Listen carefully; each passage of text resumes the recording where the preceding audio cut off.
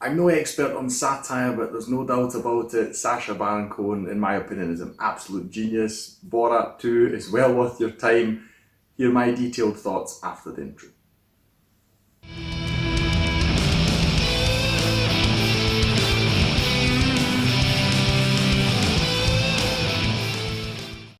Yagjimash, my name is Struan. Welcome to another review video on my channel. I am talking about Borat's subsequent movie film today, which if you haven't seen the first one, I really recommend that you see it first, because believe it or not, this is actually a sequel to the mockumentary that was made in 2006. So you are rewarded for having seen that first. I myself rewatched the very first film, which came out in 2006, which I thought was highly entertaining, but I must admit, when I saw the news that a new Borat film was coming out, my first thought was, how? It's 2020, how on earth can you make a film like that nowadays without just getting a huge amount of criticism and offence and all these things?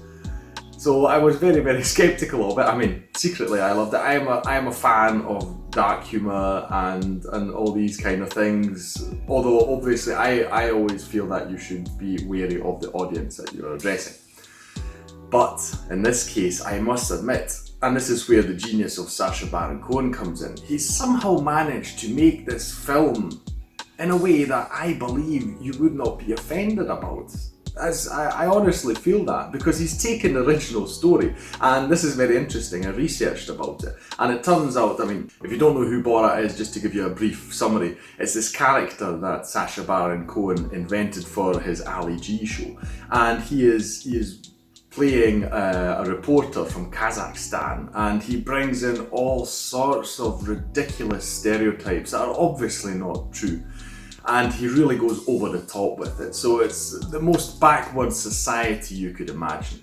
So it shows them as a really backward society. They're horribly sexist to women, and they hate Jews and all sorts of things. And it's quite interesting when you read up about it that obviously Kazakhstan, the actual country, because it does exist, it does make you think that why did he not just invent a random country? But still, they at first really suffered quite some damage to their image, but it seems that actually the tables turned and they themselves admitted that actually a lot more people came to Kazakhstan because this film in certain ways actually put the country on the map for people, which I feel is great, and I'm pretty sure that Sacha Baron Cohen will be very happy about this as well. I don't think that his intention was to really hurt Kazakhstan, so I believe that he would be really happy about this result. And very interestingly, the second film actually addresses this. So the main plot is that Borat, who was imprisoned because of the actions of the first film, he is sort of reinstated as a reporter, and his job is to deliver a present to the United States of America to apologise and sort of reinstate Kazakhstan's position in the world. And that's what the film is essentially about. What makes this very different and very difficult for me is where the first one was quite obviously a mockumentary, and you could also tell by the way it was filmed and all that. This one, I feel it's so difficult to distinguish what is real and what isn't, and that's obviously the goal, and I am assuming that that is a sign of very good satire, where the lines are blurred and you're really not sure if this is actually happening or if it's fictional. And just the way it's filmed and everything, obviously a lot of money has been put into this. It's out on Amazon, and you can tell the quality of the film is very high.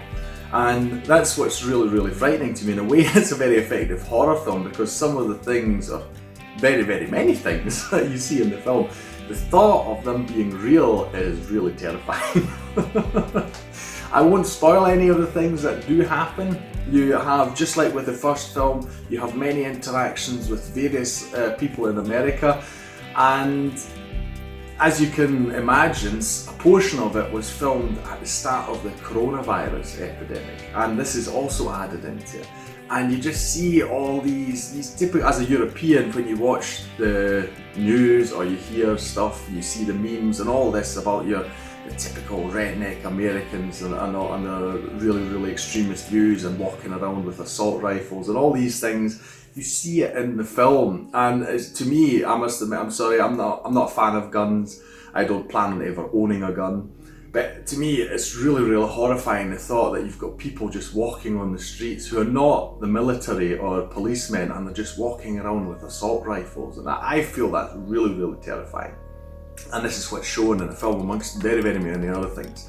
What makes the film really brilliant is that he's taken it. I would love to be in his mind to see how he develops these ideas, because he's not only managed in the story itself to redeem Borat in a way, which I won't spoil it either, but one new addition to the film is that Borat has a daughter, and she sort of sneaks into his luggage, and he has to take her with him. And she, being from this fictionalized version of Kazakhstan, is obviously a very, very suppressed person who is kept in a cage and all these things. And for her part, it's actually a very big emancipation story, because she learns the truth about the world and society and what actually women should be like, or how they should be treated. And it's actually a very endearing story, because she also, where at the start there was no connection with her father, they actually develop a bond throughout the film. And so the film is a really, really big mishmash of all sorts of things. You've got, like I say, the satire, you see things in here. The biggest thing, I don't feel this is a spoiler, but when it came out, the biggest thing that they had was this section about Rudy Giuliani, who is Donald Trump's lawyer. Donald Trump, by the way, is not a fan of this film, big surprise. But there's this section, and it was reported on because they were reporting that he was acting indecently towards this female who is Borat's daughter in the film. All these things, and having seen the film now, I can say that it was exaggerated, although his behaviour definitely was creepy. It wasn't exactly how it was depicted in the media, but it certainly was creepy and very, very unusual behaviour. Anyway, so you've got all these things. You've got a scene with Mike Pence, with the Vice President of the United States, and all these things. These are the sections where you're suddenly going, actually, this is real. Because like I said, there's some scenes when I was sitting going, this can't be real. Please tell me this is not real. I really don't want to believe this is real, that's happening on the screen here. So you've got this wonderful satire, then the great father-daughter story, Borat's own redemption story, I'll call it. And on top of everything else, the film is just hilarious. It's absolutely hilarious. I could not believe it. I thought, very, very recently, as you know, I saw Bill and Ted Face the Music. If you're interested in my review, click up here to see that. And until I saw this film, I thought Bill and Ted will be the best comedy of the year. Honestly, that was my belief.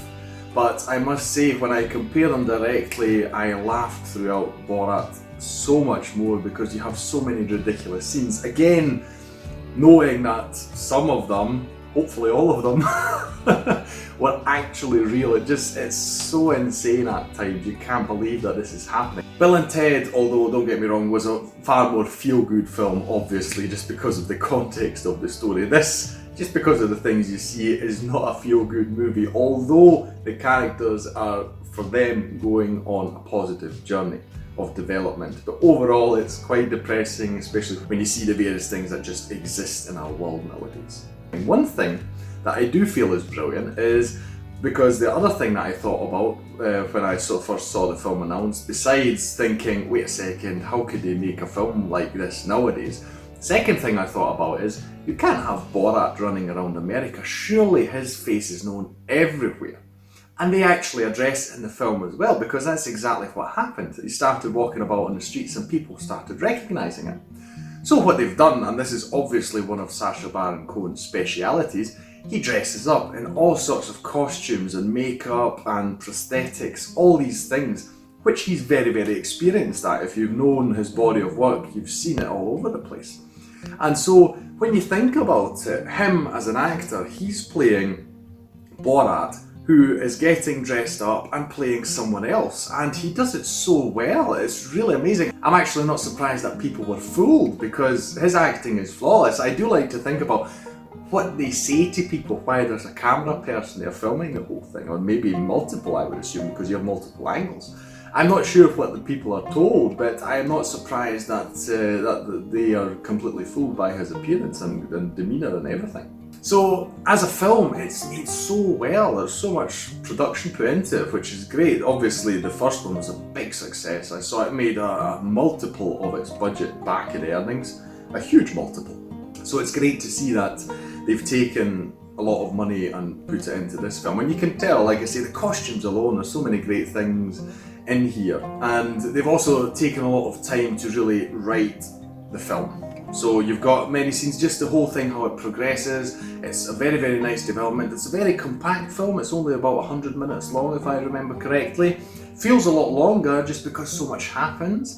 It's not convoluted, and you just love this journey that these characters are going on. It's a really great film. I was so surprised. I thought it would just be funny and that's it. This film has given me so much on so many levels, which I feel make it a really standout piece. So overall, if you're a fan of Satire, if you love the first one, if you just need a very different film to see, I would highly recommend Borat. There's not really a film out there that's like it. It's great, you've got great acting, you've got great production values, the story is great, you've got emancipation, you've got addressing racism, or just coronavirus. Got a very great range of topics that I've talked about here that are important in this day and age right now. So I believe that there's something for everyone in this film that you will highly enjoy. Very high recommendation from me. It's available, I believe, worldwide on Amazon Prime. I'm not sure, at least it's available in Austria on Amazon Prime, which was great, didn't even have to pay for it. And they also had the first one. So I do again recommend that you watch the first one. That'll set you up nicely, and then you watch the second one. One other thing, I believe a good film, a good story, usually is accompanied by a great twist. And no spoilers here, of course, but I must admit, this film has got one of the greatest twists I have ever seen in a film. It came out of nowhere. I didn't see it coming. It was so unexpected. It really made my mind go a bit. It was brilliant. So again, terrific writing. They've thought out the whole story. I don't know how long they probably worked on this, but it's such a complete film. So well designed and crafted. So that's all from me. Watch Borat 1 and 2. Tell me what you think about either one down in the comments below. I'll thank you for watching this video. Share it if you can, that would help out the channel. Subscribe for more, and I will see you in the next one. Take care. Bye.